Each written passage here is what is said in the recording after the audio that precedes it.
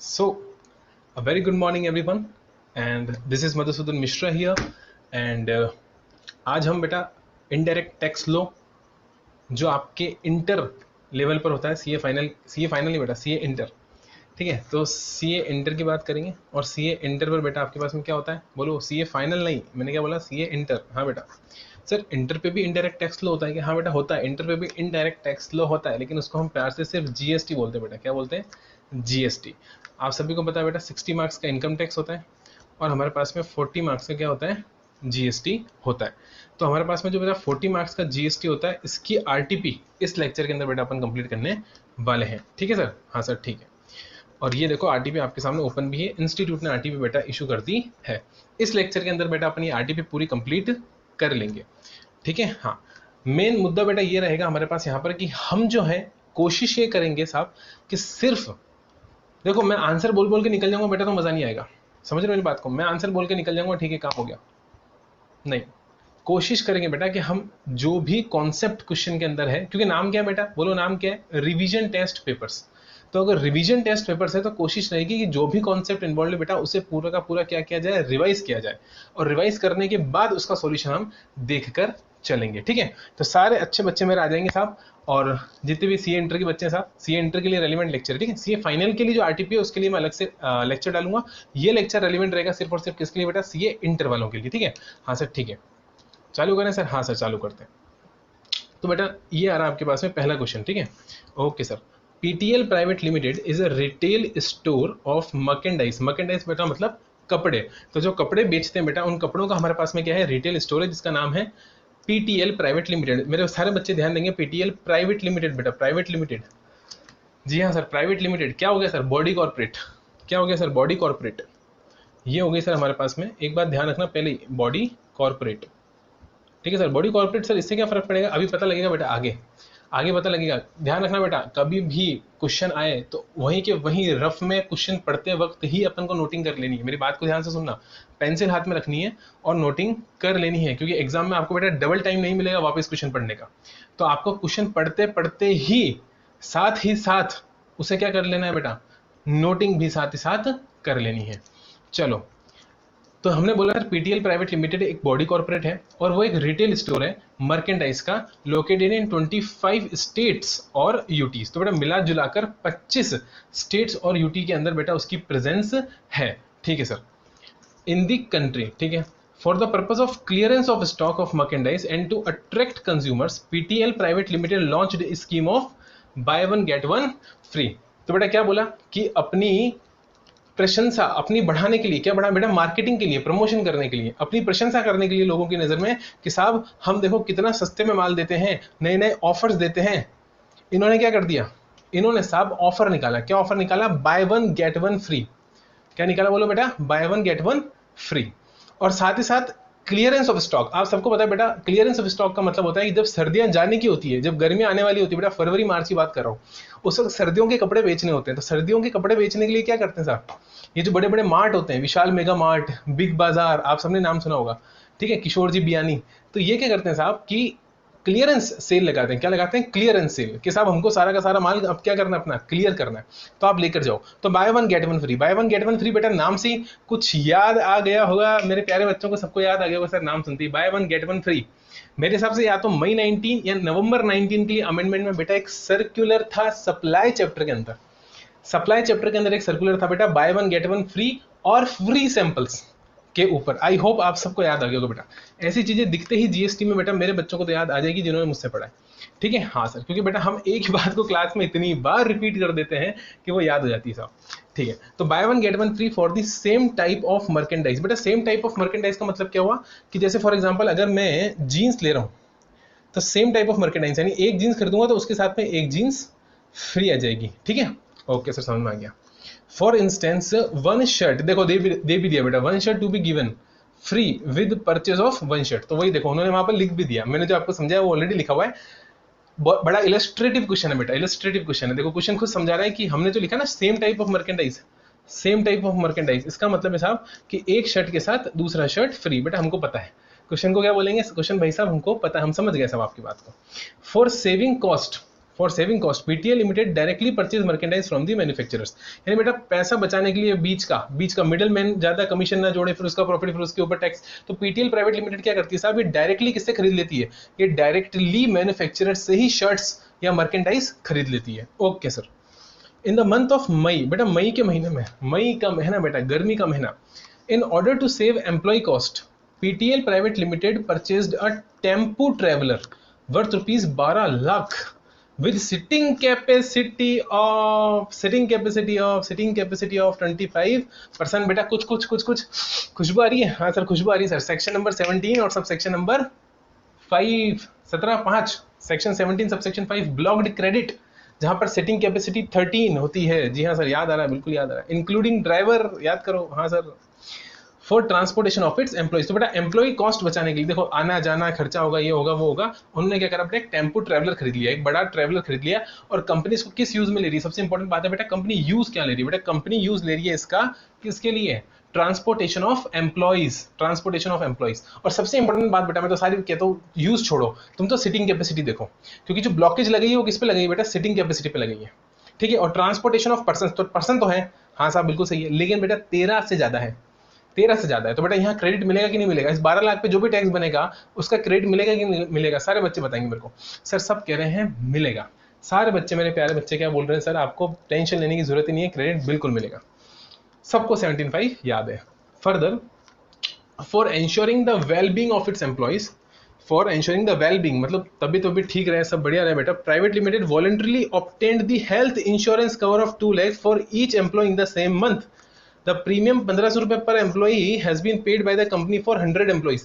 बेटा क्या ये लीगल ऑब्लिगेटरी नेचर में है क्या ये ऑब्लिगेटरी नेचर में, बोलो बोलो बोलो, क्या ऑब्लिगेशन है क्या कंपनी के ऊपर ये इंश्योरेंस कराना? नहीं साहब, कंपनी के ऊपर ये ऑब्लिगेशन नहीं है। मेरे सारे बच्चे चिल्ला के बोल रहे हैं सर 17.5 के अंदर ब्लॉक्ड है, 17.5 के अंदर ब्लॉक्ड क्रेडिट है साहब। हेल्थ इंश्योरेंस वगैरह सब कुछ क्या है बेटा, ये जितना भी प्रीमियम कंपनी पे करेगी ये क्या हो जाएगा, इस पर आईटीसी मिलेगा कि नहीं मिलेगा? नहीं मिलेगा साहब, ये ब्लॉक हो जाएगा। बिल्कुल सही जवाब बेटा, सारे बच्चे बहुत अच्छा जवाब दे रहे हैं। चले सर आगे। हाँ सर आगे। सर इतना बड़ा क्वेश्चन, हाँ बेटा लग तो बड़ा रहा है, अब देखो क्या नीचे मांगते हैं वो रिक्वायरमेंट में।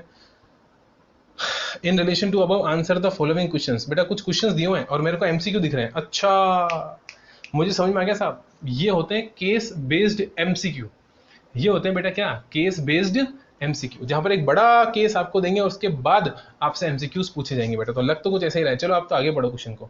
इन the month of July mister Raghav a customer of the company filed a law suit in the court against the company. ओहो हो, एक राघव कस्टमर है बेटा, राघव कस्टमर है, राघव कस्टमर ने क्या करा, कंपनी के अगेंस्ट, किसके अगेंस्ट, कंपनी के अगेंस्ट एक सूट फाइल कर दिया बेटा, ठीक है। For not supplying goods of the value of 1 lakh. साहब हम 1 लाख का माल हमको नहीं दिया, राघव कह रहे हैं साहब कंपनी ने हमें 1 लाख का माल नहीं दिया, इसलिए हम कंपनी के अगेंस्ट क्या फाइल कर देंगे, सूट फाइल कर देंगे साहब। हमने कहा ठीक है। PTL private limited engaged mister Ram an advocate. बेटा एडवोकेट तो लाना पड़ेगा कंपनी को क्या लाना पड़ेगा, एडवोकेट लाना पड़ेगा, कंपनी एडवोकेट लेकर आएगी साहब, ठीक है। To represent it in court for an agreed consideration of 25,000 rupees. तो बेटा एग्रीड कंसिडरेशन ऑफ 25,000 रुपीज, यानी कि बेटा जो राम अंकल को पकड़ के लेकर आया ना, ये एडवोकेट अंकल राम को, किसको, एडवोकेट अंकल राम को। इन राम अंकल ने क्या ले लिया, बोलो, इन राम अंकल ने क्या लिया, पैसे लिए साहब, ये एडवोकेट अंकल फ्री में था ना काम करेंगे, तो इन्होंने बेटा 25,000 रुपए ले लिए। हमने कहा ठीक है। As per the terms of the contract mister Ram issued an invoice. बेटा डेटा तो बहुत सारे चैप्टर से दिख रहा है मेरे को यहाँ पर। एडवोकेट आ रहा है, याद करो, एडवोकेट आ रहा है, याद करो। आरसीएम, जी हाँ सर बिल्कुल सही, याद कर लिया सर, आरसीएम बिल्कुल याद कर लिया। और बेटा इनवॉइस भी आ रहा था, मुझे तो पता नहीं क्यों लग रहा है टाइम ऑफ सप्लाई भी हो सकता है, पूछ लें अपन से, क्योंकि देखो इनवॉइस इशू करा है 5 जुलाई को। However consideration was not paid till February next year. बेटा 180 दिन से ज्यादा हो गए। मेरे सारे अच्छे बच्चे यार, तुम क्या जवाब दे रहे हो, वाह मजा आ गया साहब। बच्चे बोल रहे हैं सर 180 दिन वाली कंडीशन, 180 दिन वाली कंडीशन, 180 डेज वाली कंडीशन। देखते हैं बेटा नीचे क्वेश्चन में पूछते हैं, तुम पूछते हैं, लेकिन हाँ आपका दिमाग बिल्कुल सही जगह जाके रुका बेटा। कहीं ना कहीं यहाँ पर सेक्शन 16 सब सेक्शन 2 का सेकंड प्रोवाइजो इन्वॉल्व हो रहा है, इसमें कोई दो राय नहीं बेटा। Section 16 sub section 2 second proviso, जहां पर 180 दिन की बात थी, है ना। चलो आगे बढ़ते हैं। नोट दे रखा बेटा इंस्टीट्यूट ने, क्या दे रखा है, नोट में से मिटा दूं, हाँ सर इससे कोई बात नहीं, रहने दिख रहा होगा आपको, आई होप। नोट दे रखा बेटा, ये देखो ये रहा नोट, ठीक है।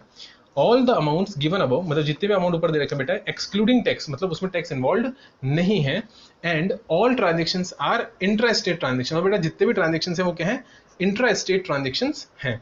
State rate of tax are CGST 9% है बेटा, SGST भी 9% है। However for tempo traveller the rate of tax are 14%। यानी बेटा बाकी सभी ट्रांजेक्शन इंट्रा स्टेट है, मतलब विद इन द स्टेट है, तो क्या लगेगा बेटा, विद इन द स्टेट पे सारे बच्चे बताएंगे साहब, CGST और SGST लगेगा, और जो रेट रहेगा वो 99% का रहेगा, यानी IGST लगता तो 18 लगता। बट टेम्पू ट्रेवलर जो खरीदा बेटा, टेम्पू ट्रेवलर जो खरीदा बेटा, उस पर रेट है 14% का। किसका? 14। तो बेटा 14 इंटू 2 करेंगे तो कितना आएगा, 28। यानी अगर IGST लगता तो 28% से लगता। ठीक है साहब। In relation to the above answer the following questions. बेटा क्वेश्चंस आप सभी के सामने आ चुके हैं। ठीक है sir. With respect to buy one get one offer which of the following statement is true. बेटा फोकस ऐसे शब्दों पे एग्जाम में ध्यान रखना, ऐसे शब्दों पर फोकस होना चाहिए आपका कि ट्रू बोल रहा है या नॉट ट्रू बोल रहा है। विच of the following statement is not true. बेटा हम वो नॉट पढ़ना भूल जाते हैं जल्दी जल्दी में। यहां अगर लिखा रहता ना इज नॉट ट्रू, तो वो नॉट छूट जाता आपसे, वो नोट आपकी नजर से छूट जाता है, और वही दिक्कत हो जाती साहब, क्योंकि माइंड एग्जाम में वैसे अपना प्रेशर में रहता है दोस्त। अपन को यहाँ पर आरटीपी तो सॉल्व करनी है बेटा, आरटीपी सॉल्व करने के साथ ये भी समझना है कि एग्जाम के पेपर को इसी तरह का क्वेश्चन बेटा अगर एग्जाम में आता तो आप क्या कर रहे होते वहां, या क्या गलतियां आप कर सकते हो, वो गलतियां भी अगर अपन यहाँ पॉइंट आउट कर लेंगे साहब तो मजा आ जाएगा। लेक्चर का पूरा बेटा आपको पूरा निचोड़ निकल जाएगा साहब, सब कुछ हमें यहाँ पर सीखने को मिलेगा। तो मैंने क्या बताया कि अगर कभी भी ध्यान रखना बेटा नॉट हो, तो नॉट को तो बेटा मैं कह रहा हूँ मार्क कर देना पेंसिल से पहले ही कि साहब इस शब्द पे मेन फोकस रखना है, क्योंकि इससे बेटा पूरे क्वेश्चन का मतलब उल्टा हो जाएगा। जहां आंसर ट्रू होना चाहिए था वहां आंसर नॉट ट्रू, मतलब एक ऑप्शन ऐसा है जो उल्टा जाएगा साहब, और वो सही आंसर निकलेगा। क्योंकि बात क्या हो जाएगी बेटा, बात हो जाएगी नॉट ट्रू की। आई होप आपको मेरी बात समझ में आ रही है। आगे चले? हाँ सर आगे चलो। चलो क्या बोल रहे बेटा, स्टेटमेंट नंबर 1 यानी option number A, it will not be considered as a supply at all since no consideration is involved in one of the items। बेटा बोल रहा है कि ये सप्लाई ही नहीं बनेगा। कैसी कैसी बात करते हैं सर, कैसी कैसी बात करते हैं बताओ, अच्छी बात है क्या ये? नहीं साहब, सप्लाई तो बनेगा ना बेटा, सप्लाई बनने में दिक्कत है क्या कोई? नहीं सर सप्लाई तो बनेगा। क्यों सप्लाई बनेगा बेटा? बिकॉज कंसिडरेशन है। कैसी बात कर रहे हो, कंसिडरेशन नहीं है बेटा, कंसिडरेशन तो है ना भाई। दोनों के बदले भले ही हम एक बार ही पैसा दे रहे हैं, दोनों के लिए अलग अलग पैसा नहीं दे रहे हैं, तो दोनों आप अलग अलग दे भी तो नहीं रहे हो ना बेटा, आप दोनों को दे भी तो सिंगल प्राइस पर हो। तो जब आप दोनों चीजों को मुझे सिंगल प्राइस पे दे रहे हो, तब ये कैसे बोल सकते हो साहब कि एक के लिए अलग से पैसा नहीं दिया? आपने एक के लिए पैसा अलग से मांगा भी कहां? दुकानदार एक के लिए, दोनों के लिए अलग अलग पैसे मांग रहे हैं क्या? नहीं साहब, दुकानदार एक ही प्राइस में मुझे दोनों प्रोडक्ट दे रहा है। तो आप ये नहीं बोल सकते हो बेटा ये स्टेटमेंट बिल्कुल गलत है। ये स्टेटमेंट क्या रहा है साहब, ये स्टेटमेंट क्या बोल रहा है? ये स्टेटमेंट बोल रहा है सब, येलो कलर दिख नहीं रहा सब, रेड कलर यूज करो आप, ठीक है, येलो रेड कलर। क्या बोला? ये स्टेटमेंट बोल रहा है साहब कि क्योंकि एक के लिए, एक शर्ट के लिए कंसीडरेशन नहीं है तो वो सप्लाई नहीं है। नहीं बेटा, एक शर्ट अलग से है ही कहां, एक शर्ट के लिए मेरे से दुकानदार अलग से पैसे मांग ही नहीं रहा। दूसरा स्टेटमेंट है बेटा, supply of item for which consideration is charged is a supply under section 7 of the CGST act. अच्छा भाई, आगे क्या बोल रहा है? While supply of other item supplied free of cost is not a supply. फिर वही बात कर दी साहब कि एक के लिए पैसा आ रहा है तो वो सप्लाई है, दूसरे के लिए नहीं आ रहा तो वो नहीं है। नहीं, क्योंकि दूसरे के लिए बेटा कंसिडरेशन की बात अलग से तो हुई नहीं ना, दूसरा तो पहले के साथ में जा रहा है, कंसिडरेशन के अलग से उसकी बात हुई नहीं। ठीक है, तीसरा है बेटा ऑप्शन नंबर सी, क्या बोल रहा है? These are two individual supplies. अच्छा हाँ, ये तो ठीक है बेटा, ये काम की बात करी इसने यहाँ पर, थोड़ी थोड़ी काम की बात लग रही है। आगे बढ़ते हैं। Where a single price is charged, अब और काम की बात करी। अब लग रहा है सभी ऑप्शन सही हो सकता है, लेकिन पूरा पढ़े बिना कभी भी डिसीजन मत लेना। और वो ऑप्शन क्या बेटा, सारे ऑप्शन पूरे बिना पढ़े कभी ऑप्शन आप डिसीजन नहीं लेंगे साहब। आप हमेशा क्या करेंगे साहब, सारे के सारे ऑप्शन पहले पढ़ेंगे फिर डिसीजन लेंगे। ये मेरा अच्छा बच्चा ध्यान रखेगा। कभी भी अगर आपको ऐसा पढ़ के लगे ना किसी ऑप्शन को कि साहब ये सही है, आप उसको टिक करके आ जाओगे, गलती कर दोगे आप। पहले बेटा A B C D 4 option पढ़ लो ना, कहीं भाग तो ना दिए गाड़ी। हमेशा पहले चारों ऑप्शन पढ़ोगे, कसम खाओ ये कि जब तक आखिरी ऑप्शन तक नहीं पहुंच सकते, क्या होगा ज्यादा से ज्यादा दूसरे ऑप्शन गलत निकलेंगे साहब। आपने जिसको सही समझा वो सही निकलेगा, लेकिन पढ़ तो लो ना साहब। तो हमेशा ध्यान रखना बेटा, चारों ऑप्शन A हो B हो C हो D हो, चारों को पढ़ने के बाद ही आप डिसीजन लोगे कि हाँ भाई B सही था या C सही था या D सही था। कभी भी आप ऐसे नहीं करोगे साहब कि मैंने B पढ़ लिया या मैंने A पढ़ लिया साहब, और A पढ़ते मुझे लग गया आंसर यही है, और मैं B C D पढ़ा ही नहीं साहब और A को टिक करके आ गया। बेटा ये CA क्या है? Chartered accountancy course. बेटा यहाँ बहुत अच्छे से क्वेश्चन को घुमाया जाता है और फिर दिया जाता है। इतना आसान कोर्स नहीं है साहब कि A ऑप्शन पढ़ते आप आंसर डिसाइड कर लोगे। ठीक है, हो सकता है बेटा बी उससे ज्यादा क्लियर और उससे ज्यादा सब्सटेंटिव हो और आंसर बी हो, क्योंकि यहां पर वो ऑप्शन बेटर होता है बेटा, वो ऑप्शन अपन करेक्ट माना जाता है जो सबसे ज्यादा शानदार ऑप्शन है। तो हो सकता है 3 ऑप्शन भी आंसर हो, लेकिन फोर्थ वाला और ज्यादा क्लैरिटी हो और ज्यादा क्लियर हो, तो फोर्थ आंसर सही माना जाएगा बेटा, है ना। ठीक है सर, चीज समझ में आ गई। ठीक है, तो अपन ने क्या बोला, यहाँ पर अपन को सही लग रहा था सी के लिए अपन अभी तक तो देखो सही चल रहा था कि भाई 2 इंडिविजुअल सप्लाईज हैं, सिंगल प्राइस है for the entire supply, since a single price is charged the same always be taxed as mixed supply. बेटा इसमें एक चीज है, देखो ये क्या बोल रहा है कि ये मिक्स्ड सप्लाई बन गया। बेटा हम सब जानते हैं सेक्शन 8 के अंदर मिक्स्ड सप्लाई की बात होती है, या मेरे को मिक्स्ड सप्लाई वाला फील आ भी रहा है, इसमें कोई दो राय नहीं बेटा, मेरे को मिक्स्ड सप्लाई वाला फील आ भी रहा है। क्यों? क्योंकि बेटा 2 प्रोडक्ट हैं, देखो इधर आओ, कितने प्रोडक्ट है? 2 प्रोडक्ट्स। हाँ बेटा, इंडिविजुअल सप्लाई हो रही है क्या दोनों की? हाँ सर, दोनों की इंडिविजुअल सप्लाई हो रही है। और बेटा एक सिंगल प्राइस पर हो रही है क्या? हाँ सब सिंगल प्राइस पर हो रही है। ठीक है, बट बेटा जब तक मैं अगला कॉन्सेप्ट नहीं पढ़ता, जब तक मैं अगला ऑप्शन नहीं पढ़ता, मैं डिसीजन नहीं ले सकता, इसलिए मेरे को डी ऑप्शन भी पढ़ना पड़ेगा। There are 2 individual supplies where a single price is charge for the entire supply. देखो यहाँ पर भी ये तो वो तो सेम बात हो गई बेटा, सेम लाइन हो गई ना, where a single price is charge for the entire supply. हाँ मैंने क्या बोला था? मैंने बोला था बेटा एक एक ऑप्शन को रिवाइज कराऊंगा, एक एक कॉन्सेप्ट को रिवाइज कराऊंगा। आंसर तो बेटा इंस्टीट्यूट ने भी आरटी में भी दे रखे होते हैं, अगर मेरे को सिर्फ आंसर बोल के निकलना है तो बेटा फिर तो वो तो आप खुद भी देख लोगे। मैंने बोला ना आंसर तो इंस्टीट्यूट ने भी दे रखे होते हैं, तो मेरे को यहाँ पर आंसर बोल के नहीं जाना दोस्त, मेरे को यहाँ पर आपको एक एक कॉन्सेप्ट रिवाइज कराना है, समझाना है, ताकि अगर कोई कड़ी छूट गई हो, अगर कोई पॉइंट मिस हो गया हो, तो यहाँ पर वापस आपका वो रिकॉल हो जाए। ठीक है, हाँ सर ठीक है। Their taxability will depend upon whether the supply is a composite supply or mixed supply। देखा, याद करो बेटा, वो सर्कुलर की लाइन है, आप सब चिल्ला चिल्ला के बोल रहे हो sir option D correct option है, ऑप्शन डी करेक्ट ऑप्शन है। आप सब चिल्ला चिल्ला के बोल रहे हो, और आप सब चिल्ला चिल्ला के क्यों बोल रहे हो? इसलिए बोल रहे हो क्योंकि आपने यहाँ एक चीज पढ़ी साहब कि डिपेंड करेगा कि कंपोजिट सप्लाई है कि मिक्स्ड सप्लाई है। इधर आओ बेटा, कॉपी नोटिंग में आ जाते हैं अपन। सर नोटिंग भी करेंगे? हाँ बेटा नोटिंग भी करेंगे, ऐसे थोड़ा ना भागने वाले, एकदम प्रॉपर तरीके से बेटा अपन यहाँ पर नोटिंग करके चलेंगे। ठीक है, इस पूरे कॉन्सेप्ट को एक बार ड्रॉ करते हैं और समझते हैं बात क्या है एक्चुअल में, सर्कुलर क्या था। ठीक है, तो पहले सर हेडिंग डाल लें। हाँ सर, तो बेटा हम पढ़ रहे हैं, क्या पढ़ रहे हैं सर? हम पढ़ रहे हैं सर सीए इंटर। ओके, और सीए इंटर की सर हम सॉल्व कर रहे हैं जीएसटी की आरटीपी, और वो भी बेटा किसके लिए? नवंबर 20 के लिए। मेरे सारे अच्छे बच्चे मेरे को बताएंगे उनको समझ में आया कि नहीं आया। बिल्कुल आया साहब, ठीक है, हाँ सर ठीक है। चलो बेटा ठीक है, ओके। सबसे पहले अपन ने कौन सा क्वेश्चन देखा बेटा? क्वेश्चन नंबर कौन सा था, सारे बच्चे बताएंगे? सर क्वेश्चन नंबर था आपके पास 1, क्वेश्चन नंबर 1 ही है, इसका मतलब इनकम टैक्स से अलग जाता है, यानी अलग से ही रहता है ये। मुझे लगा बेटा ऊपर इनकम टैक्स वाली आरटीपी होती है, तो मुझे लगा कि कहीं इनकम टैक्स वाली आरटीपी के सीक्वेंस में तो क्वेश्चन नंबर नहीं डले हुए हैं, तो नहीं बेटा ऐसा नहीं है, क्वेश्चन नंबर अलग से ही है, क्वेश्चन नंबर 1। तो सारे बच्चे मेरे साथ डालेंगे क्वेश्चन नंबर 1 और फटाफट से नोटिंग चालू करेंगे। ठीक है, तो बेटा क्वेश्चन नंबर 1 में एक चीज़ समझना कि हमने एक चीज़ देखी, एक था बेटा फ्री सैंपल, एक था बेटा क्या बोलो, फ्री सैंपल, और दूसरा था बेटा क्या, बाय वन गेट वन। ठीक है, तो बाय वन गेट वन, ठीक है, हाँ सर ठीक है। तो बाय वन गेट वन एक कॉन्सेप्ट था और फ्री सैंपल एक कॉन्सेप्ट था। बेटा अगर मैं फ्री सैंपल की बात करूंगा तो सारे बच्चे मुझे बताएंगे बेटा फ्री सैंपल में क्या कंसिडरेशन इन्वॉल्व है क्या? अरे बोलो, फ्री सैंपल में बेटा क्या कंसिडरेशन इन्वॉल्व है क्या?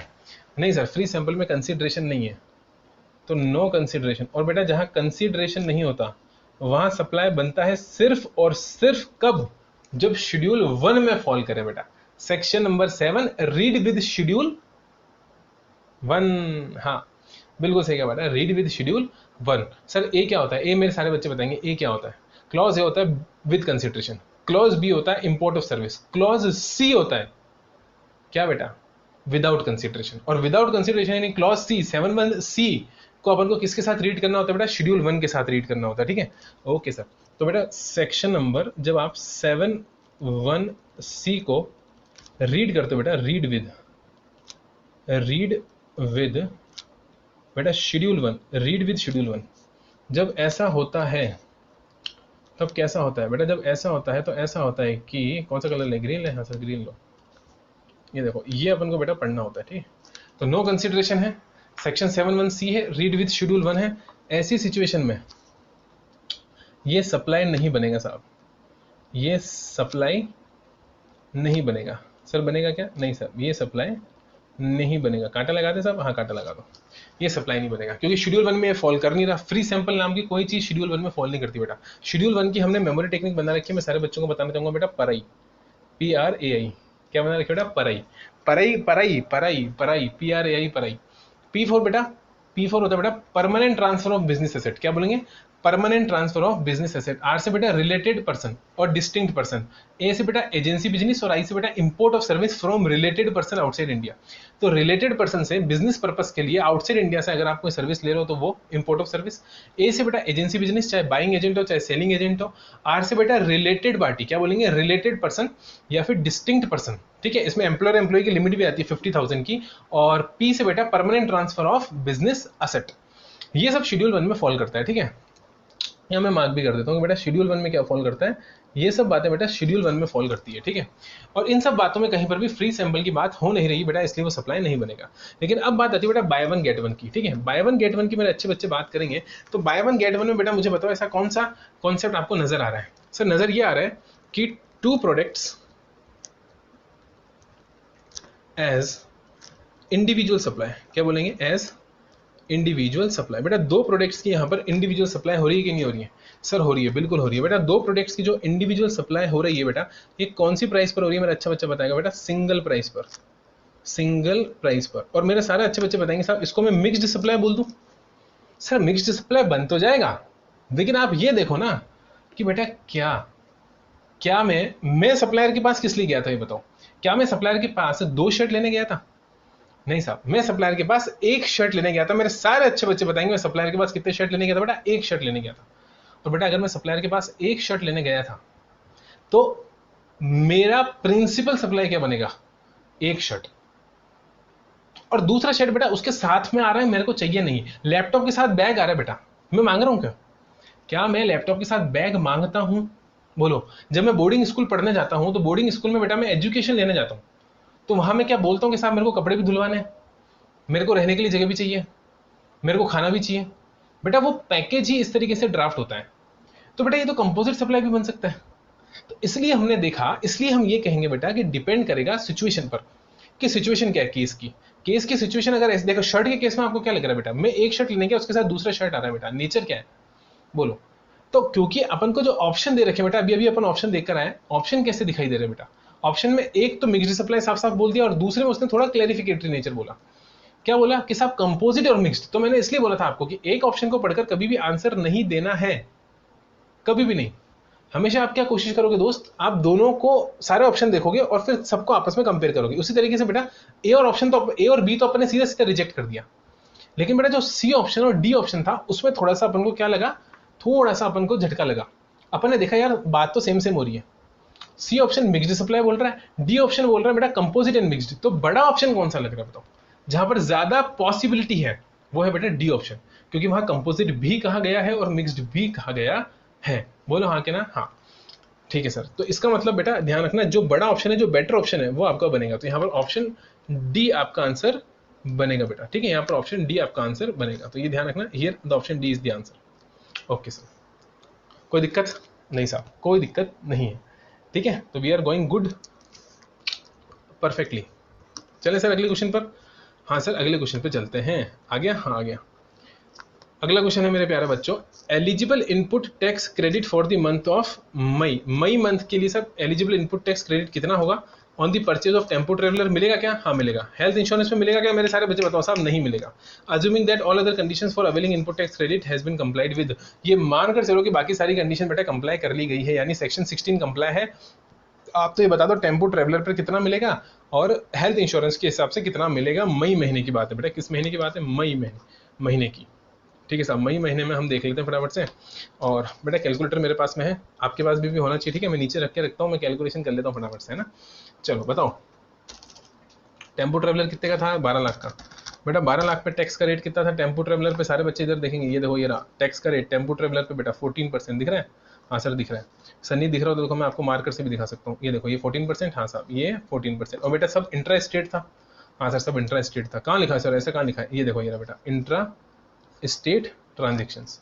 हाँ इंट्रा स्टेट ट्रांजेक्शन। कुछ बच्चे कहते हैं साहब आप लिखते हो दिखता नहीं है। लो बेटा अब दिख रहा है? हाँ सर दिख रहा है। ठीक है ओके। तो 12 लाख में बेटा कौन सा रेट लगा दूँ, फटाफट बताओ बेटा। सर आप रेट लगा दो 14% का, यानी बेटा 1,68,000 और 1,68,000। ठीक है 1,68,000 और 1,68,000 इंग्लिश के अंदर। 1,68 मत बोलो सर, इंग्लिश मीडियम के बच्चे हैं हम। 1,68 का मतलब होता है 168। ठीक है देखो ऐसे लिखते हैं 168। हाँ सर अब इधर आओ। सर किधर आना, इधर हो ना आना, इधर ही तो रहना है। हाँ इधर ही रहना है साहब, अभी कहाँ नोटिंग में जाने की जरूरत ही नहीं है। ठीक है 1,68,000 और 1,68,000। ठीक है हाँ सर। अच्छा मेरे सारे बच्चे मुझे एक बात बताएंगे, ये देखो इस ऑप्शन किस तरीके से दे रखे हैं 1 और 2। बेटा ये 1 और 2 का मतलब है ये 1 और 2 कौन से वाले? ये 1 और 2, ये 1 और ये 2 ही यहाँ पर ऑप्शन में 1 और 2 डिनोट कर रहे हैं। समझ में आई बात? हाँ सर। और बेटा मैंने अभी अभी बोला आपको कि जो 2 है बेटा हेल्थ इंश्योरेंस प्रीमियम, इस पर कोई किसी प्रकार का आपको क्या नहीं मिलेगा, बोलो? इस पर कोई किसी प्रकार का आपको आईटीसी अवेल नहीं होगा बेटा, क्योंकि section number 17 sub section number 5 में ब्लॉक्ड क्रेडिट के अंदर ये ब्लॉक हो जाता है। ठीक है हाँ सर। और क्योंकि ये ब्लॉक हो जाएगा तो क्रेडिट मिलेगा नहीं, सिर्फ टेम्पो ट्रेवलर का ही मिलेगा बेटा, क्योंकि यहाँ पर हमारी सिटिंग कैपेसिटी 13+ है बेटा, 13 से ऊपर है। चलो फटाफट से इसको नोट कर लो। ऑप्शन कौन सा सही हो गया सर ये तो बता दो। 1,68 आ रहा था ना बेटा अपने? हाँ ये देखो फर्स्ट वाले का 1,68 सही है और सेकंड वाले में नील सही है बेटा। ऑप्शन बी बिल्कुल आपका सही है। नोटिंग कर ले सर? हाँ फटाफट से नोटिंग कर लेते हैं। क्या बात बोली गई बेटा? बात बोली गई क्वेश्चन नंबर 1 का ये फर्स्ट ऑप्शन था ना, क्वेश्चन नंबर 1 का फर्स्ट, और अब क्वेश्चन नंबर 1 का सेकंड बेटा, क्वेश्चन नंबर 1 का सेकंड। ठीक है सर रिवीजन टेस्ट पेपर है तो हाथ से सॉल्व तो करना पड़ेगा ना। हाँ अब रिवीजन टेस्ट पेपर है तो हाथ से सॉल्व करना पड़ेगा, और हम हैं सब किस पे? क्वेश्चन नंबर 1 के सेकंड पॉइंट पर, जहां पर हमने एक चीज देखी साहब कि पहले बात कर लेते हैं टेम्पो ट्रेवलर की। किसकी? टेम्पो ट्रेवलर की। बेटा टेम्पो ट्रेवलर की बात अगर मैं करता हूं तो मुझे एक चीज ये समझ में आती है कि साहब टेम्पो ट्रेवलर के ऊपर सिटिंग कैपेसिटी देखनी पड़ेगी। क्या देखनी पड़ेगी साहब? Sitting capacity. बेटा राइटिंग ठीक है? अब देखो यार इससे अच्छी नहीं लिख सकता मैं। ठीक है हाँ सर सिटिंग कैपेसिटी। बेटा सिटिंग कैपेसिटी कितनी है मेरे सारे बच्चे बताएंगे? 13+ है क्या? हाँ यस 13+ है बेटा, तो फिर तो आपको फुल क्रेडिट मिलेगा, फुल क्रेडिट मिलेगा। सर ये बात आप कहाँ से कह रहे हो? रेफरेंस भी लिख दो बेटा, रेफरेंस बिल्कुल लिखेंगे ना बेटा, सेक्शन नंबर 17 और सब सेक्शन नंबर 5, यहाँ से ये बात मैंने करी। और दूसरी चीज़ क्या थी बेटा? दूसरी चीज़ थी इंश्योरेंस। दूसरी चीज़ क्या थी बेटा? Health insurance. Health insurance. ठीक है साहब? हाँ साहब। तो बेटा हेल्थ इंश्योरेंस की अगर बात करेंगे तो हेल्थ इंश्योरेंस के अंदर बेटा सेक्शन 17 सबसेक्शन 5 इसको ब्लॉक करता है। ठीक है तो फॉर एम्प्लॉइज अगर है और नॉट इन ऑब्लिगेटरी नेचर। ठीक है तो नॉट इन ऑब्लिगेटरी, पर सीधे बैठ के लिखो, नॉट इन ऑब्लिगेटरी नेचर। बेटा ऑब्लिगेशन नहीं है तो उस केस के अंदर बेटा यहाँ पर आपको क्रेडिट नहीं मिलेगा। क्या नहीं मिलेगा बेटा? क्रेडिट आपको नहीं मिलेगा। ठीक है तो मैं कांटा लगा देता हूँ और रेफरेंस में लिखेंगे बेटा section number again 17 sub section number बेटा 5 में ये ब्लॉक क्रेडिट बन जाएगा। अगले क्वेश्चन पर आ जाए सर। हाँ सर फटाफट से अगले क्वेश्चन पे आ जाओ। अगला क्वेश्चन बोल रहा है बेटा विच of the following statement is true in respect of the services of advocate availed bye the company.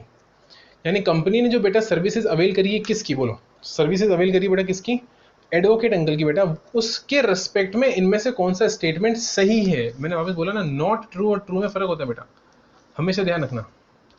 Not true true में फर्क होता है। नॉट वर्ड पे आपको एक्स्ट्रा एम्फेसिस करना है क्वेश्चन के अंदर। CGST 2250 and SGST 2250 on advocate service are payable by PTL Private Limited. अच्छा ITC availed thereon is to be added to its output tax liability with interest as consideration along with the tax is not paid within 180 days of the issuance of the invoice. बेटा यहाँ पर सिर्फ एक बात नहीं, यहाँ पर दो मुद्दे यहाँ पर क्या हो रहे हैं बेटा? मिक्स हो रहे हैं। दो मुद्दे आपस में मिक्स हो रहे हैं। एक बेटा ITC चैप्टर मिक्स हो रहा है, हाँ यानी एक जगह बेटा मेरे को ऐसा लग रहा है सेक्शन 16 की कहीं ना कहीं यहाँ पर बात हो रही है बेटा, सेक्शन 16 की। हाँ और सेक्शन नंबर 16 का बेटा ये ITC जी यहाँ जो बात कर दी ना, ये बात कर दी इन्होंने section number 16 sub section number 2 के सेकंड प्रोवाइजो की, मैंने आपको पहले भी बताया था। हाँ साहब क्योंकि 180 दिन की बात तो वही होती है। और आईटीसी अवेल करने की बात करोगे तो वहां तो बेटा सेक्शन नंबर 16 को हमको रीड विद रूल नंबर 36 यानी सारी कंडीशंस चेक करनी पड़ती है। एडवोकेट की सर्विस बेटा तो आरसीएम में भी कवर होगी। सबसे बड़ी बात यह है, ध्यान रखना। तो यहाँ पर बेटा 13/2017 नोटिफिकेशन भी आपका एप्लीकेबल हो जाता है। 13/2017 CTR, सेंट्रल टैक्स रेट, है ना बेटा। सारे बच्चे, मेरे क्लास के सारे बच्चों को याद होगा 13/2017, क्योंकि हमने रेट नोटिफिकेशन भी डिस्कस करा था क्लास में, ठीक है। तो रेट नोटिफिकेशन का बेटा हम याद करा देते हैं नंबर। आरसीएम का जो नोटिफिकेशन होता है उसका हम नंबर भी याद कर लेते हैं साहब, क्योंकि आरसीएम एक अपने आप में एक बड़ा कॉन्सेप्ट है बेटा, और वो नोटिफिकेशन के थ्रू ही डेल्ट होता है। जैसे मैं आपको याद कराता हूँ 12/2017, मेरे सारे बच्चे बताएंगे 12/2017 मेरे सारे बच्चे याद करते हैं। क्यों? क्योंकि सर उनको इसलिए याद रहता है क्योंकि सब बहुत मेन नोटिफिकेशन है, उसमें एग्जम्पशंस दे रखी है सर्विसेज को। बोलो, एग्जम्पशंस दे रखी है सर्विसेज को, तो वो तो कम से कम आपको याद होना ही चाहिए। ठीक है सर, बात समझ में आ गई। उसी तरीके से 13/2017 बेटा जो आरसीएम को डेल्ट करता है, किसको डेल्ट करता है बेटा? Dealt with RCM. Okay sir, तो दो चीजें अड़ रही है बेटा, एक 13/17 अड़ रहा है और एक 16(2) का सेकंड प्रोवाइजो अड़ रहा है। बेटा मैं इस पे 2 मिनट के लिए पहले कॉन्सेप्ट डिस्कस करना चाहूंगा बेटा। ऑप्शन पढ़ने से पहले मैं क्या डिस्कस करना चाहूंगा बेटा? कॉन्सेप्ट। एक बार कॉन्सेप्ट रिवाइज करते हैं, फिर ऑप्शन पर आते हैं, ठीक है। हाँ सर, पहले कॉन्सेप्ट रिवाइज कर लेते हैं। पॉइंट नंबर कौन सा है? थर्ड। पॉइंट नंबर कौन सा बेटा? थर्ड। मेरे अच्छे बच्चे मेरे को एक बात बताना कि जब बेटा हम सेक्शन नंबर 16 का सब सेक्शन नंबर 2 का बेटा सेकंड प्रोवाइजो पढ़ते हैं, तो सेकंड प्रोवाइजो बोलता क्या है? मुझे सारे बच्चे पहले ये बताओ कि what second proviso actually said. बेटा सेकंड प्रोवाइजो प्यार से बोलता है कि consideration need to be paid within. मैं शॉर्ट में लिख रहा हूं, मैं लीगल लैंग्वेज की बात नहीं कर रहा बेटा, यहाँ पर मैं नॉर्मल लेमैन लैंग्वेज की बात कर रहा हूं कि consideration need to be paid within. साहब कितने टाइम में पे कर देना पड़ेगा? Within 180 days from the date of invoice. From the बेटा डेट ऑफ इनवॉइस। यानी बेटा सीधी सी बात यह है कि साहब 180 दिन, इनवॉइस की डेट से 180 दिन के अंदर अंदर आपको पेमेंट करनी ही पड़ेगी। बोलो हाँ कि ना? हाँ सर, पेमेंट करनी पड़ेगी। नहीं करेंगे तो क्या कर लोगे साहब? नहीं करेंगे तो क्या कर लोगे बेटा? आईटीसी रिवर्स कर दिया जाएगा। हाँ, आईटीसी तो ले लिया आपने अक्रूवल बेसिस पर, बिना पेमेंट करे अक्रूवल बेसिस पर आईटीसी बुक कर लिया आपने, क्योंकि जिस महीने बेटा आपने क्या करी होगी? बोलो, परचेस करी होगी। जिस महीने आपने परचेस करी होगी उस महीने के रिटर्न में आपने आईटीसी दिखा दिया होगा, क्योंकि परचेज अक्रूवल बेसिस पे बेटा आपके बुक्स में रिकॉर्ड हो जाती है। बट आपने कंसिडरेशन दिया क्या? कैश दिया क्या? कैश नहीं दिया साहब। कैश कितने पीरियड में देंगे साहब? 180 दिन के अंदर देना ही है। बट अगर 180 दिन के अंदर नहीं दिया तो क्या होगा? ये सोचा है साहब? होगा ऐसा कि आपसे छीन लिया जाएगा आपका प्यारा आईटीसी। सर फिर क्या करेंगे सर? 180 दिन के बाद पेमेंट कर दिया तो क्या होगा बेटा? पार्शियल वापस से आप उसे अवेल कर सकते हो। जितना जितना पेमेंट करते जाओगे 180 दिन के बाद, उस हिसाब से रिटर्न भरते जाना और उस रिटर्न के अंदर अवेल करते जाना। सारा कर दोगे तो एक बार में पूरा मिल जाएगा। बट हाँ, 180 दिन के बाद वापस लेना पड़ेगा, क्योंकि 180 दिन के बाद आपसे हमने छीन लिया था। तो 180 दिन के बाद जब भी पेमेंट करोगे आपको पूरा आईटीसी वापस दे देंगे। ठीक है साहब, मेरे को पूरा कॉन्सेप्ट रिवाइज हो गया। अब बेटा मेरे को 2 मिनट के लिए आरसीएम का कॉन्सेप्ट रिवाइज करवा दो। यानी मैं आरसीएम की बात कर लूँ। हाँ सर, आरसीएम कहाँ आता है बेटा? 13/2017 सेंट्रल टैक्स रेट में आता है। ठीक है सर, हमको कुछ चीज समझ में आ गया, हमको कॉन्सेप्ट आपका समझ में आ गया। आ जाओ बेटा फटाफट से इसे रिवाइज कर लेते हैं। 13/2017 क्या बोला बेटा आरसीएम में? आरसीएम में बोला बेटा अगर सप्लायर अंकल हो, कौन? अगर सप्लायर अंकल हो बेटा एडवोकेट, और अगर रेसिपिएंट बेटा बॉडी कॉर्पोरेट हो, कौन हो बेटा? बॉडी कॉर्पोरेट, और बेटा लीगल सर्विस हो। सर्विस कौन सी हो बेटा? बोलो, लीगल सर्विस। बेटा एडवोकेट अंकल तो लीगल सर्विस ही देंगे ना? हाँ sir, legal service, LEGAL, legal service. सब सर्विस। अरे हट जा भाई, लीगल सर्विस। यानी बेटा लीगल सर्विस किसने किसको दी? बोलो सर, यहाँ कलर चेंज कर दूँ इसका। अरे वाह, सर्विस, सप्लायर और बेटा रेसिपिएंट। ठीक है सर। हाँ सर, तो सर्विस किसकी थी बेटा? लीगल की। सप्लायर कौन था बेटा? एडवोकेट। और रेसिपिएंट कौन था बेटा? देखो, ये लीगल सर्विस थी, ये सप्लायर था, उधर उधर उधर। हाँ, और उसके उधर कौन था बेटा? रेसिपिएंट। हाँ सर, ऐसा था। हमने कहा ठीक है सर, समझ में आ गई बात। ये आरसीएम में कवर होगा, रिवर्स चार्ज में कवर होगा। बेटा रिवर्स चार्ज आप सब जानते हो, मैंने अमेंडमेंट लेक्चर्स के अंदर भी बहुत डिटेल में रिवर्स चार्ज को समझाया है। मैंने आपको समझाया बेटा, एक होता है charging section, section 9 sub section 1, और एक होता है बेटा रिवर्स चार्ज का सेक्शन, जिसको बोलते हैं बेटा section number 9 sub section number 3। मेरे अच्छे बच्चे इसको समझेंगे। एक तो होता है बेटा section number 9 sub section number 3, और एक होता है बेटा section number 9 sub section number 4। दोनों को ही अमेंडमेंट लेक्चर में मैंने अमेंडमेंट्स के साथ ही पूरा का पूरा रिवाइज करा दिया है मेरा अच्छे बच्चे, है ना। तो जिनको भी रिवाइज करना है बेटा, वहां से आप आराम से रिवाइज कर सकते हो, अमेंडमेंट भी हो जाएंगे, रिवीजन भी हो जाएगा। और 9.4 के ऊपर तो मैंने स्पेशली पूरा का पूरा लेक्चर बना के डाल दिया। मेरी अमेंडमेंट बुकलेट में नोट्स हैं और मेरा पूरा का पूरा लेक्चर है उसके ऊपर। तो 9.4 का पूरा लेक्चर जाके देखो बेटा, वहां पर मैंने इलस्ट्रेशन भी करा रखे हैं, क्वेश्चन भी करा रखे हैं। अभी फिलहाल से बात यह है बेटा कि सप्लायर एडवोकेट होगा, रेसिपिएंट बॉडी कॉर्पोरेट होगी, तो आरसीएम में टैक्स लगेगा, यानी कि रेसिपिएंट इज लायबल टू पे टैक्स। ठीक है, कहां लिखा बेटा, आरसीएम की डेफिनेशन में लिखा हुआ है कि रेसिपिएंट इज लायबल टू पे टैक्स। ठीक है सर, समझ में आ गई बात, ये नोटिंग हमने यहाँ पर कर ली। अब बेटा हमने कॉन्सेप्ट रिवाइज कर लिया, ठीक है, पूरा का पूरा। अब फटाफट से आते हैं बेटा ऑप्शंस के ऊपर, और ऑप्शंस को यहाँ पर अपन डिस्कस करते हैं। बोलो हाँ के ना। हाँ सर, क्या लिखा है बोलो। CGST set 2250 on advocate services payable by mister Ram. बेटा ये ऑप्शन बिल्कुल गलत है, क्योंकि आरसीएम लगेगा। आरसीएम सर्विस कौन ले रही है बेटा, कंपनी ले रही है। कौन ले रही है, कंपनी ले रही है। और बेटा सर्विस अगर कंपनी ले रही है तो टैक्स आरसीएम में कंपनी देगी, मिस्टर राम पे कर कर नहीं चलेगा। बोलो हाँ कि ना। हाँ सर, मिस्टर राम पे कर कर नहीं चलेगा। हाँ सर, चलो फिर आता है बेटा आपके पास ऑप्शन नंबर सी। CGST सब कितना है, 2250 SG। ठीक है, advocate payable by PTL private limited, the condition of payment of consideration along with tax with in 180 days of issuance does not apply in the given case. Sir एक चीज और याद आ गई, नोटिंग में आ जाओ। हाँ एक चीज और याद आ गई सर, एक चीज छोड़ दिया आपने। देखा, मैंने कहा ना ऑप्शन पढ़ने पर दिमाग जागेगा, वरना साहब आप नॉर्मल चीज सोच के निकल जाओगे। मेरे सारे बच्चे बताओ इधर आओ। बेटा अपन ने 2 पॉइंट डिस्कस कर लिए, अपन ने 2 पॉइंट यहाँ पर डिस्कस कर लिए। कौन कौन से, एक डिस्कस कर लिया साहब मैंने ये, और दूसरा डिस्कस कर लिया साहब मैंने ये। बट बेटा एक तीसरा पॉइंट और है, पता है, आरसीएम के अंदर ही एक तीसरा पॉइंट और है, इन दोनों का मिक्सचर। बताओ क्या, कि the condition of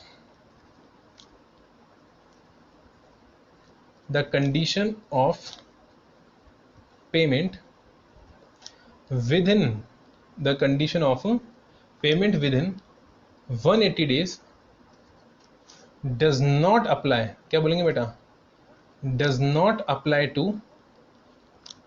apply in the following conditions, in the following situations. बोलो बेटा, इन द फॉलोइंग सिचुएशंस। मेरे सारे अच्छे बच्चे, SATUATIONS। बोलो हाँ के ना। हाँ साहब, in the following situations. Sir कौन कौन सी सिचुएशंस थी, याद करो। Exceptions to the second proviso to section 16 subsection 2। Exceptions भी थे साहब। हाँ, नोटिफिकेशन आया था, जिसने क्या डाले थे, एक्सेप्शन डाले थे। हाँ सर, बात तो सही कह रहे हो आप। और वो एक्सेप्शन क्या थे बेटा, बताओगे। हाँ सर बताएंगे, ठीक है। चलो तो बेटा यहाँ पर पहला तो था, याद करो एक्सेप्शन, कौन सा एक्सेप्शन था बेटा, मुझे तो याद ही नहीं आ रहा। अरे अरे अरे अरे अरे, हाँ सर, आरसीएम ही पहला एक्सेप्शन था। क्या बात कर रहे हो सर। हाँ, दूसरा एक्सेप्शन क्या था बच्चों, याद करो, सप्लायर्स ऑब्लिगेशन। अरे हाँ sir, suppliers obligation sir, section number 15 sub section number 2। और क्लॉज कौन सा था बेटा, क्लॉज याद है क्या, बोलो बोलो। क्लॉज बी था। हाँ सर, क्लॉज बी था, section number 15 sub section number 2 clause B, जहां पर सप्लायर ऑब्लिगेशन की बात की गई थी कि सप्लायर ऑब्लिगेशन को ऐड कर देते हैं। बेटा इस चीज को समझना। एक बात बताओ, मेरे को टोटल पैसे देने बेटा 1000 रुपए, 500 मैंने आपको दे दिए, 500 मैंने आपको एजेंट को दे दिए। तो ऐसा माना जाता था कि जो एजेंट को दिया वो आपको ही दिया, क्योंकि बेटा मैं आपको देता और आप बाद में एजेंट को देते। इससे अच्छा मैंने एजेंट को, आपने बोला एक काम करो 500 रुपए डायरेक्ट एजेंट को दे दो, क्योंकि आप मेरे को दोगे, मैं एजेंट को दूंगा। हाँ, तो बेटा उस केस में क्या हुआ, आपने तो 500 ही दिए। हाँ, 500 ही दिए, पूरा कंसिडरेशन कहाँ दिया। तो बेटा वो बोला उन्होंने कि डीम्ड माना जाएगा, ये माना जाएगा साहब कि आपने पूरा कंसिडरेशन दे दिया 180 दिन के अंदर, भले ही आपने ना दिया हो। समझे, आपने तो नहीं दिया ना, आपने तो एजेंट को दिया 500 रुपया, और 500 रुपया प्रिंसिपल को दिया, लेकिन ये मान लिया जाएगा कि वो एजेंट को दिया हुआ भी प्रिंसिपल को दिया हुआ है। इसलिए बोला वहां पर 180 दिन की कंडीशन नहीं लगेगी साहब, 180 दिन की कंडीशन वहां पर नहीं लगेगी। ठीक है सर, समझ में आ गई बात, और कोई दिक्कत नहीं साहब। आरसीएम समझ में आ गया। हाँ, तीसरी कंडीशन की बात करेंगे सर, सर आप बार बार उधर क्या देखते हो साइड में ऐसे, उधर क्या देखते हो साहब आप? बेटा उधर सिस्टम होता है, तो सिस्टम में देखते हैं साहब वॉइस, वीडियो, आपकी स्क्रीन वगैरह सब सही तो चल रही है ना, ठीक है। तो कैसे मैं सोच रहा साहब उधर देख के आंसर लिख रहा हूँ, उधर देख के आंसर नहीं लिख रहा हूँ साहब, मैं उधर कोई आंसर नहीं लगा हुआ है, उधर सिस्टम है, सिस्टम के अंदर दिखता रहता है कि साहब हाँ सारा सिस्टम सही से काम कर रहा है, ऑडियो वीडियो स्क्रीन सब सही से काम कर रहा है, ठीक है साहब। तीसरी चीज क्या आ रही है बोलो, तीसरी चीज क्या आ रही है? आरसीएम हो गया, हाँ। सप्लायर्स ऑब्लिगेशन हो गया, हाँ। बेटा तीसरी चीज आप याद करो, शेड्यूल 1 होता था। क्या होता था बेटा? Schedule 1, schedule 1। और बेटा शेड्यूल 1 में याद करो कंसिडरेशन इन्वॉल्व ही नहीं होता था, शेड्यूल 1 में कंसिडरेशन इन्वॉल्व ही नहीं होता था। तो वहां कौन सा कंसिडरेशन 180 दिन के अंदर हो गया ना लफड़ा। बट सप्लाई तो बेटा वहां पर भी होती है।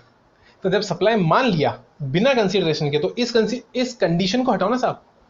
जब आपने क्या बोला, आपने बोला साहब कि हम शेड्यूल 1 के अंदर बिना कंसिडरेशन के भी सप्लाई मानेंगे, तो मानो, लेकिन सप्लाई मानोगे तो आईटीसी मिलेगा ही नहीं। ले लो आईटीसी, क्योंकि तुम्हारा एक कंडीशन तो क्या बोलती है कि 180 दिन में पेमेंट करो, और दूसरी तरफ बिना पेमेंट होने के बाद भी सप्लाई मान के टैक्स लगा रहे हो, तो इसलिए उसको यहां से हटा दिया। उस कंडीशन को बोला नहीं, ये कंडीशन एप्लीकेबल नहीं होगी शेड्यूल 1 के ऊपर, ठीक है, हाँ कि ना? हाँ साहब। सप्लायर्स ऑब्लिगेशन समझ में आ गया, आरसीएम समझ में आ गया, शेड्यूल 1 भी मुझे अच्छे से समझ में आ गया। तो बेटा ये 3 कंडीशन ऐसी है जहां पर 180 दिन की कंडीशन एप्लीकेबल नहीं होती। इसका मतलब ये साहब, अगर 180 दिन के अंदर मैंने पेमेंट नहीं करा, बोलो क्या नहीं करा, तो भी चलेगा। मतलब 180 दिन की बात करूंगा तो भी चलेगा, हाँ साहब तो भी चलेगा, अगर आरसीएम का केस है बेटा, क्योंकि आरसीएम के केस के अंदर टैक्स इसको पे करना होता है, रेसिपेंट को साहब टैक्स उसको देना ही नहीं है, कंसिडरेशन के साथ टैक्स देना होता है, और जब टैक्स उसको पे करना ही नहीं है, तो 180 दिन की बात कहां से आ गई? हाँ सर बात तो सही है, फिर 180 दिन की बात कहां से आ गई? आ जाओ आ जाओ आ जाओ आ जाओ, बातें नहीं करनी साहब, बातें पढ़ेगी जितनी बातें करेंगे साहब, आगे की बात नहीं करेंगे। तो बेटा यहाँ था is not paid within 180 days, पे नहीं करा 180 दिन में, ठीक है। पहली कंडीशन में क्या था देखो, PTL private limited, RCM satisfy हो रहा है, हाँ आरसीएम सेटिस्फाई हो रहा है। फिर लिखा साहब ऐड कर देंगे आउटपुट टैक्स लाइबिलिटी में, क्यों ऐड कर देंगे साहब आउटपुट टैक्स लाइबिलिटी में? बिल्कुल गलत जवाब, कोई हम आउटपुट टैक्स लाइबिलिटी में ऐड नहीं करेंगे बेटा, 180 दिन की कंडीशन अप्लाई ही नहीं होती। दूसरे में वो कह रहा है बेटा कि 180 दिन में पे नहीं करा तो आउटपुट टैक्स लायबिलिटी में ऐड कर देंगे, फिर से गलत बात, और बेटा राम पे करेगा ही नहीं, तो ये ऑप्शन तो पूरे गलत हो गया। तीसरी चीज में क्या बोल रहा है बेटा कि the payment of consideration along with tax does not apply in the given case, और पे भी कौन कर रहा है बेटा? रेसिपेंट ही पे करके चल रहा है, पे भी कौन करके चल रहा है? रेसिपेंट ही पे करके चल रहा है। तो अभी तक बेटा मेरे हिसाब से सही ऑप्शन ये होना चाहिए, फिर भी अपन डी ऑप्शन पढ़ेंगे, और वहां पर भी राम लिखा बेटा, राम लिखते ही मैं काट दूंगा, इसका मतलब बेटा 100% मेरा ऑप्शन हो जाएगा सी, 100% मेरा ऑप्शन हो जाएगा सी बेटा। तो सी ऑप्शन यहाँ पर अपना करेक्ट ऑप्शन अपन लिख सकते हैं। बी में लिखा था क्या अपन ने? बी में कुछ लिखा था सेकंड वाले सिचुएशन में, या बेटा अपन ने ऑप्शन तो लिखा ही नहीं था कौन सा सही है? हाँ सर ऑप्शन तो नहीं लिखा था, चलो यहाँ लिख लेते हैं अपन ना। थर्ड वाले क्वेश्चन के अंदर ऑप्शन कौन सा सही है बेटा? Option C is correct, option C is correct, ठीक है साहब। सर ये नोटिंग जो आप कर रहे हो, ये कहाँ पर अवेलेबल होगी बेटा? ये नोटिंग आपको मेरी वेबसाइट पे मिल जाएगी, लिंक आपके डिस्क्रिप्शन बॉक्स में मिल जाएगा, और आई होप स्क्रीन पे भी आपके आ रहा होगा, ठीक है। तो उस लिंक के ऊपर आप जाओगे, रजिस्ट्रेशन करोगे, तो सारे के सारे क्लास नोट, सारी की सारी अमेंडमेंट बुकलेट, मेरे आर्टिकल्स, मेरी वर्किंग पेपर्स वहाँ पर आपको मिलेंगे बेटा, ठीक है। आप आराम से पढ़ सकते हो, लेकिन एग्जाम के बाद, ठीक है, एग्जाम में सिलेबस पढ़ना जरूरी है साहब। हाँ ये क्लास नोटिंग जरूर ले लेना, अगर आपके काम आए तो, इसमें कोई दो राय नहीं है, ठीक है। अगले क्वेश्चन पे आए बेटा, क्वेश्चन नंबर 2। अरे क्वेश्चन चेंज हो गया, अरे वाह, मतलब बेटा अपने क्वेश्चन नंबर 1 यहाँ पर निपटा लिया, ठीक है। क्वेश्चन नंबर 1 निपटा लिया बेटा। क्वेश्चन 1 निपटाने में हमने कितना टाइम लगा दिया बेटा? बहुत टाइम ज्यादा लगा दिया, तो 43 मिनट्स लग गए बेटा। तो अभी अपन को थोड़ा जल्दी जल्दी करना पड़ेगा, ठीक है। हाँ सर बेटा, जल्दी का काम शैतान का होता है, इसलिए मैं धीरे धीरे समझाता हूँ बेटा, और समझाता है ऐसे साहब हमको रिवीजन भी करना है, जैसे कि मैंने डिस्कस करा था, तो हम यहाँ पर बेटा रिवाइज भी कर रहे हैं, ठीक है सर। हाँ, mister Kumar started interior designing practice from the month of January.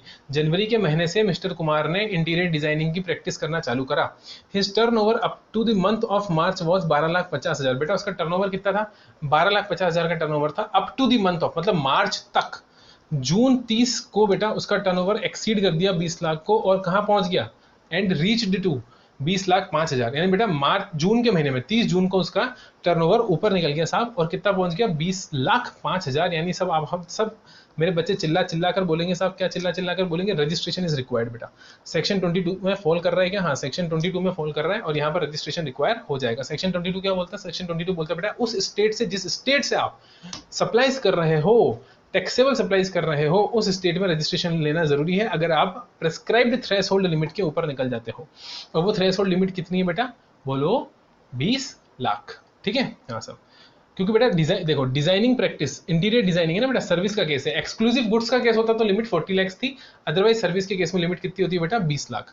Mister Kumar applied for registration as regular tax payer, as a regular tax payer, बेटा कंपोजिशन में नहीं है, regular tax payer on 15 July, बेटा 15 जुलाई को अप्लाई करा। मुझे सारे बच्चे बताएंगे लाइबल कब था, यहाँ पर 2 मिनट के लिए मैं नोटिंग कर रहा हूँ बेटा। लाइबल कब था बेटा, लाइबल था 30 जून को, क्योंकि बेटा उसी दिन आप बाहर निकल चुके हो। तो जिस दिन आप बाहर निकल चुके हो उस दिन आप लाइबल बन गए। काय के लिए लाइबल बन गया बेटा, आप लाइबल बन गए बेटा रजिस्ट्रेशन के लिए। बट आपने अप्लाई कब करा बेटा, आपने अप्लाई करा मेरे बच्चे 15 जुलाई को, मेरे अच्छे बच्चे 15 जुलाई को, ठीक है, हाँ सर बिल्कुल ठीक है। और उसके बाद बेटा ग्रांट कब हुआ, देखो ग्रांट कब हुआ, गवर्नमेंट ने मेरे को कब दिया बेटा। कोई भी क्वेश्चन रजिस्ट्रेशन का है ना, 3 पॉइंट हमेशा नोट कर लेना रफ में, ये बहुत इंपॉर्टेंट होता है बेटा, 3 तारीख इंपॉर्टेंट होती है, ठीक है। ग्रांट करा बेटा 25 जुलाई को, 25 जुलाई। बेटा हमें ये चेक करना होता है कि ये जो 2 पॉइंट है ना बेटा, कौन से 2, ये जो 2 पॉइंट है बेटा, इसके बीच का गैप बेटा 30 दिन से ज्यादा का है कि 30 दिन से कम का है। और यहाँ पर मुझे दिखाई दे रहा है बेटा 30 दिन से कम का है, विद इन 30 डेज है, क्योंकि इसके ऊपर बेटा प्रोविजन चेंज हो जाता है। अगर 30 दिन बाद अप्लाई करा था तो date of grant of registration से सर्टिफिकेट वैलिड माना जाएगा, और अगर विद इन 30 डेज अप्लाई कर दिया बेटा तो डेट ऑफ लायबल से आपको वैलिड रजिस्ट्रेशन माना जाएगा। मतलब रजिस्ट्रेशन की वैलिडिटी कब से मानी जाएगी बेटा, विद इन 30 डेज है, जो कि हमारे केस में है क्वेश्चन के अंदर, तो रजिस्ट्रेशन वैलिड माना जाएगा बेटा यहाँ से, कहाँ से बोलो, यहाँ से वैलिड माना जाएगा। लेकिन बेटा अगर 30 दिन के बाद करता, 30 दिन के बाद करता, तो मैं सिर्फ रफ के लिए बता रहा हूँ, मिटा दूंगा, तो बेटा यहाँ से माना जाता। अगर 30 दिन के बाद अप्लाई करता तो यहाँ से माना जाता। बट बेटा इसने विद इन डेट कर दिया, तो लायबल की डेट से ये रजिस्टर्ड माना जाएगा। ओके सर, समझ में आ गई बात, आगे चले। हाँ सर आगे चलो। On 16th July he entered into a contract for designing the flat of mister Shyam.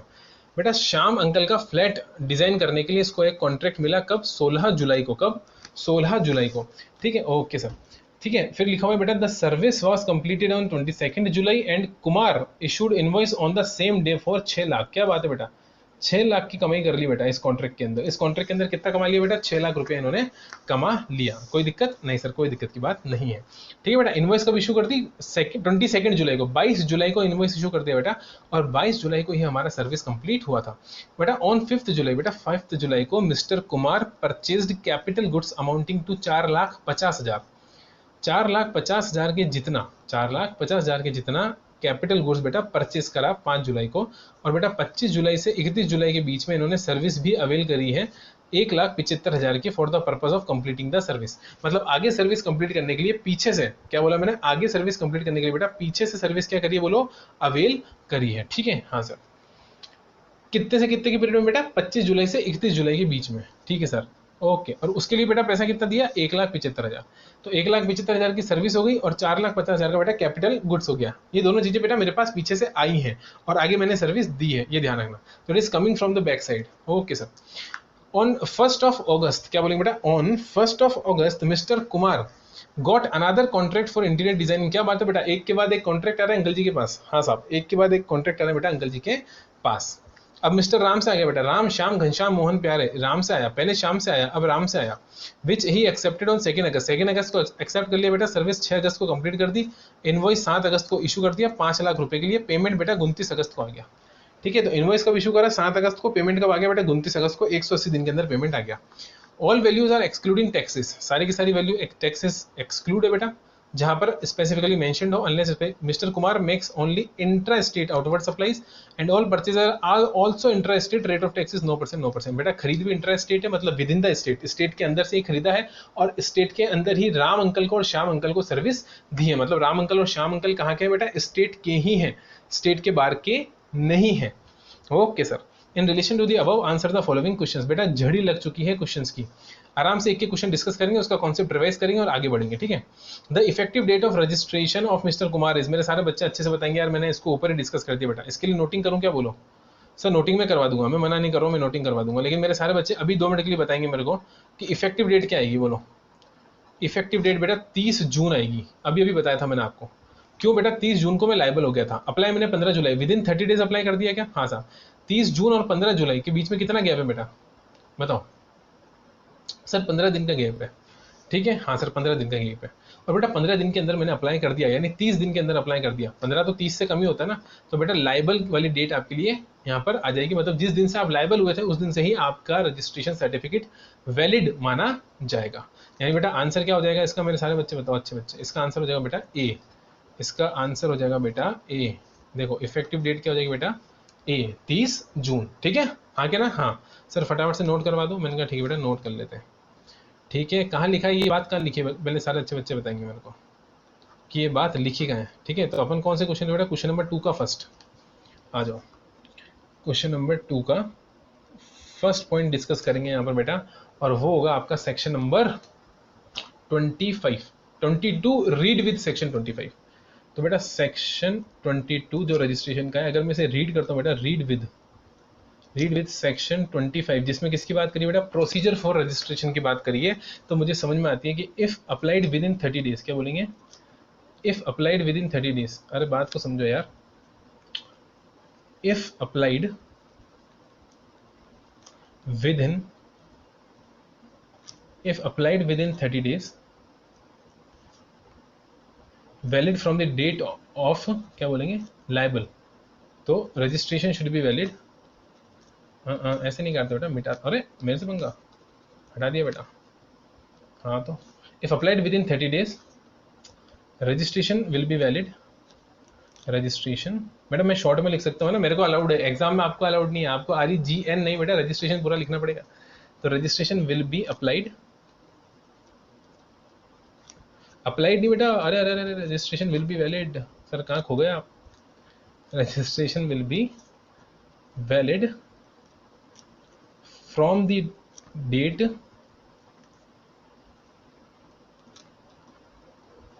when the person become liable for registration, when the person PERSON, when the person become liable for बेटा registration, become liable for बेटा registration, अच्छे बच्चे बोलेंगे हाँ के ना, हाँ सा, देखा एकदम लिख दिया, शानदार। Registration will be valid from the date when the person become liable for registration, बेटा जिस तारीख को आप लाइबल फॉर रजिस्ट्रेशन हुए थे उस तारीख से आपका रजिस्ट्रेशन वैलिड माना जाएगा, अगर आप 30 दिन के अंदर अप्लाई कर दोगे। Person become liable for registration, तो जब से भी बेटा आप लाइबल फॉर रजिस्ट्रेशन हुए तब से वो चीज़ वैलिड मानी जाएगी, हाँ के ना, हाँ सर, ग्रीन कलर कर दिया मैंने। ठीक है, हाँ सर। तो अपने ऑप्शन में क्या हो जाएगा बेटा, ऑप्शन बोलो, ऑप्शन ए, तो ऑप्शन ए बेटा करेक्ट हो जाएगा। ठीक है, हाँ sir, option A is the correct one. चलो sir, okay okay okay okay, 30 June, ठीक है, हाँ सर 30 जून लिख भी दो सर आप, चलो बेटा मैं लिख भी देता हूँ आपके लिए 30 जून। ठीक है, इंटर वाले बच्चे, छोटे बच्चे होते हैं, उनके लिए लिखना पड़ता है बेटा, बहुत लिख लिख के देना पड़ता है ना, फाइनल वाले बच्चे स्पीड से पकड़ लेते हैं बात को, वो कहते हैं सर रहने दो हम सब कर लेंगे। अगला आ रहा है बेटा आपके लिए, mister Shyam can issue a revised tax invoice, क्या बोलता है, mister Shyam can issue a revised tax invoice till, बेटा कब तक रिवाइज्ड टैक्स इनवॉइस आप इशू कर सकते हो। बेटा मेरे सारे बच्चे मेरे को पहले बताइए कि बेटा रिवाइज्ड टैक्स इनवॉइस का कॉन्सेप्ट कौन से सेक्शन में दे रखा है, रिवाइज्ड टैक्स इनवॉइस का कॉन्सेप्ट कौन से सेक्शन में दे रखा है, बोलो बेटा, section number 31 subsection number 3, section number 31 subsection number 3 में आपको ये कॉन्सेप्ट मिलेगा। ठीक है सर, और बेटा वहां पर ये जो कॉन्सेप्ट मिलेगा आपको 31(3) के अंदर, 31(3) के अंदर बहुत सारी बातें बोली हुई है ना बेटा, रिफंड वाउचर की बात भी करिए, बहुत सारी बातें करिए।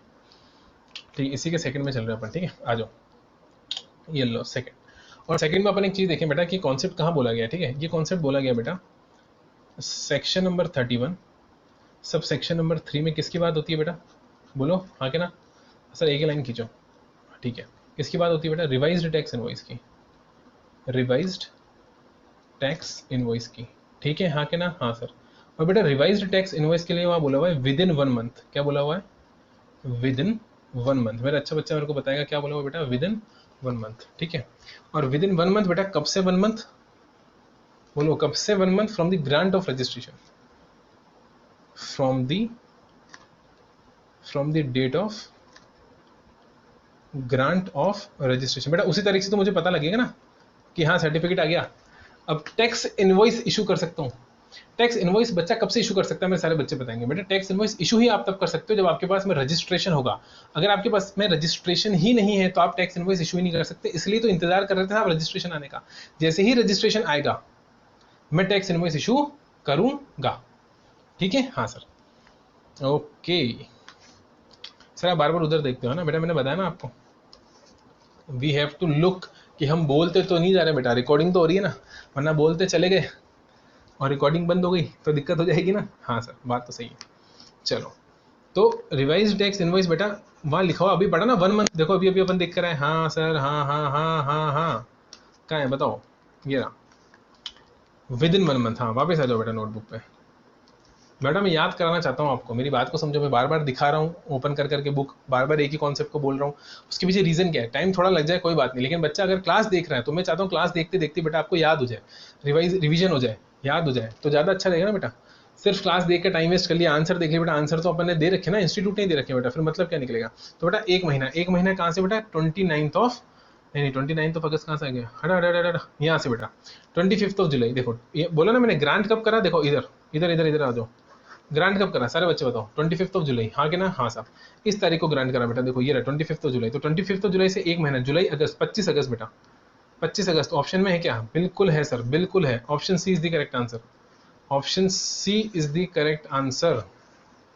यहाँ पर बेटा आपके पास में option C is the correct answer, 25th of August, 25 अगस्त बेटा, 15 अगस्त नहीं, 15 अगस्त आपका आ जाता है बेटा वर्किंग डेज। कौन से डेज, वर्किंग डेज, याद आया वर्किंग डेज का कॉन्सेप्ट।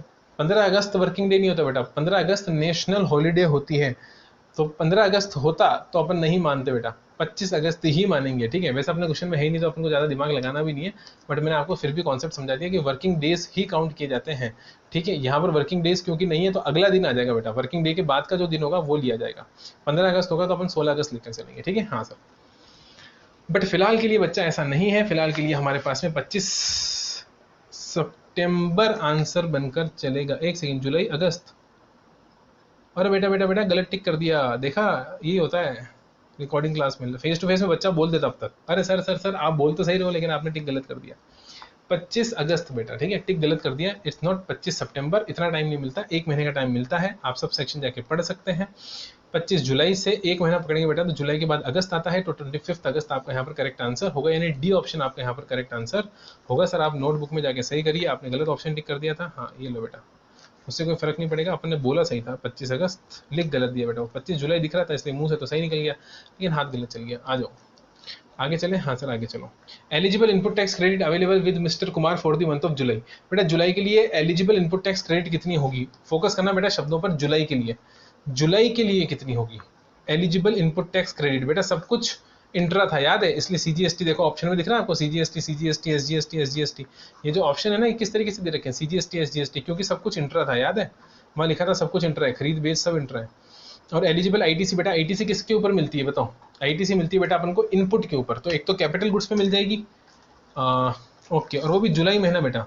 सर्विस कब लिए बेटा, जुलाई में ही लिए कि जुलाई के बाद लिए, 25 जुलाई से 31 जुलाई तक सर्विस ली है, और कैपिटल गुड्स बेटा जुलाई में ही खरीदा है। तो एक तो बेटा 4.5 लाख, और बेटा कैपिटल गुड्स पे रेट कितना था, यहाँ पर तो लिखा हुआ है बेटा सबके ऊपर रेट जो है वो एक ही है, और वो है 9% का, यानी बेटा 4.5 लाख जोड़ लो और 1,75,000 जोड़ लो, तो कितना आ गया बेटा 6,25,000, 6,25,000, और 6,25,000 का कितना निकाल देंगे बेटा, 9% निकाल देंगे, 56 to 50, 56 to 50, is it the answer, yes it is the answer, answer number C is the correct answer बेटा, 56 to 50, 56 to 50। तो यहाँ की कैलकुलेशन फटाफट से अपन अपनी कॉपी में कर देते हैं कि कितनी चीज़ों को मैंने ऐड करा बेटा, फटाफट बताओ। तो ये सेकंड के बाद थर्ड, ठीक है, ओके सर। तो थर्ड के अंदर बेटा कैलकुलेशन करेंगे तो कैसे होगी कैलकुलेशन बताओ, मैं यहाँ पर एक सेकंड के लिए ओपन कर लूँ, हाँ सर आप ओपन कर लो अपने पास में, क्या ओपन कर लो, हाँ पीडीएफ ओपन कर लो, ताकि मुझे एक सेकंड बेटा है ना, इधर ओपन कर लेता हूँ मैं, ताकि मुझे बार बार इधर उधर नोटबुक ना करनी पड़े।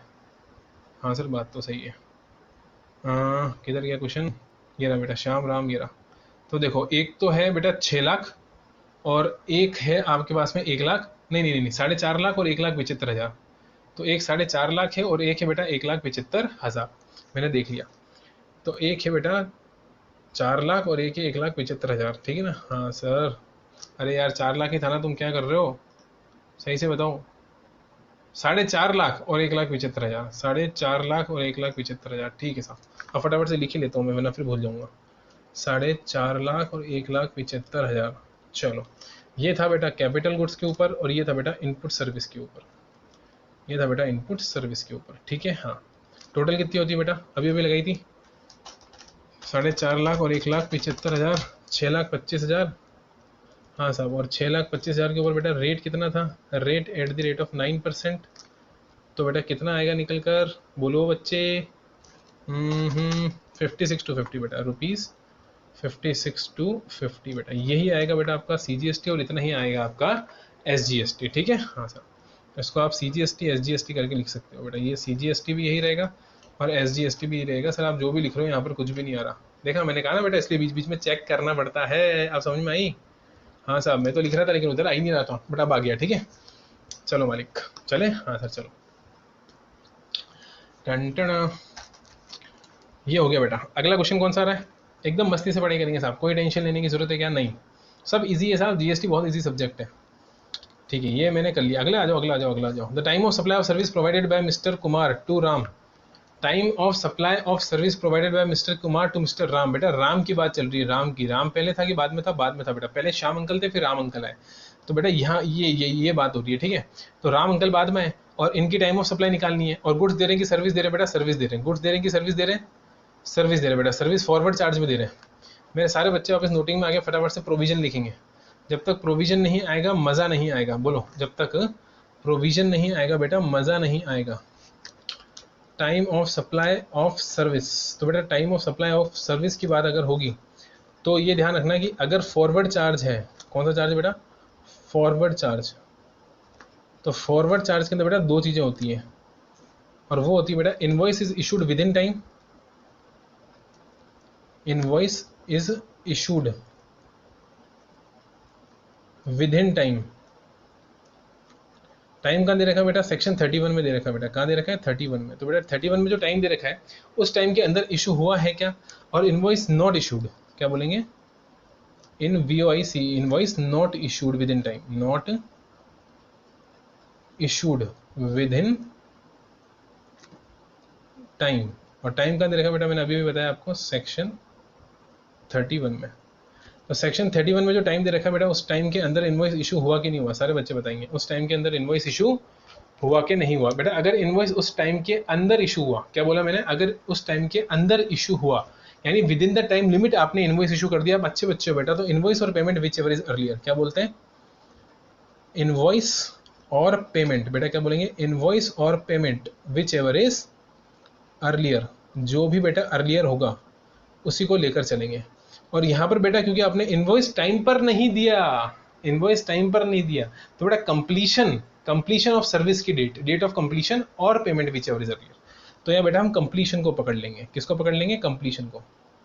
तो कंप्लीशन और डेट ऑफ पेमेंट बेटा, कंप्लीशन और पेमेंट की date whichever is earlier. बेटा पहले सर्विस कंप्लीट हो जाएगी तो हम मान लेंगे सर्विस कंप्लीट होने तक तो इनवॉइस इशू कर ही देना चाहिए था, नहीं किया, ठीक है, आपकी इच्छा। और बेटा अगर RCM होता तो चलो RCM भी समझा दो, ये तो फॉरवर्ड चार्ज है बेटा, RCM भी रिवाइज कर लेते हैं बेटा, रिवाइज करने बैठे, रिवीजन टेस्ट पेपर सोल्व कर रहे हैं तो सब रिवाइज करेंगे हम।